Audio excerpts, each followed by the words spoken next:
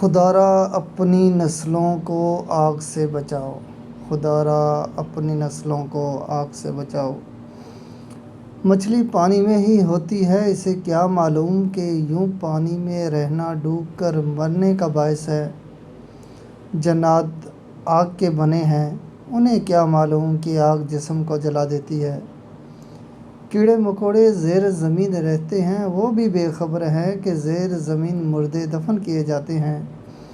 اسی طرح جب ہم برائی کے ماحول میں پلتے بڑھتے ہیں تو ہمیں اندازہ ہی نہیں ہو پاتا کہ اچھائی کی سفارشات کیا ہوتی ہے۔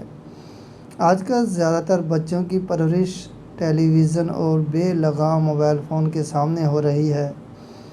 آپ نے یقین محسوس کیا ہوگا کہ جب ابتدا میں ہم نے ڈرامے دیکھنا شروع کیے تھے تب ہمیں بیوی اور بہنوں بیٹیوں کی موجودگی کی وجہ سے ڈرامے کے کئی مراحل پر ناگواری محسوس ہوتی تھی، لیکن آج کسی صابن کے اشتہار میں جب آنکھوں کے عین سامنے ایک نیم برہنہ خاتون کو نہاتے ہوئے جسم پر صابن لگاتے دکھایا جاتا ہے تو جنبش بھی پیدا نہیں ہوتی، کیونکہ گندے جوہر کے حشرات کی طرح غلیظ پانی میں رہ رہ کر ہم پاکیزگی کے اطوار بھول چکے ہیں۔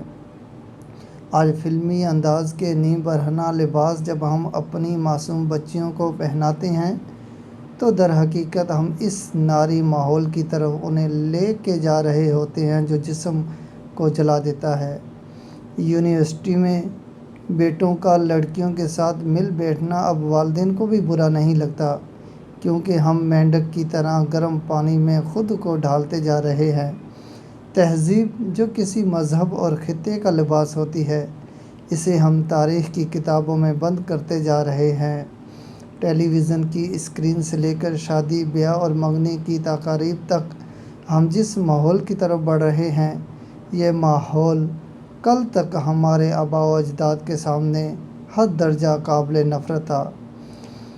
اپنے آپ کو دیکھو اور اپنی آنے والی نسلوں کو بچاؤ اس آگ سے جس نے سب کچھ جلا کر راکھ کر دینا ہے۔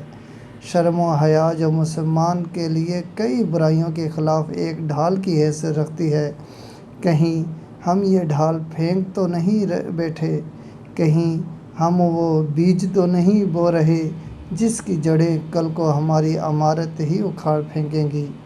ایک چھوٹی سی کوشش، اپنی آنکھیں کھولیں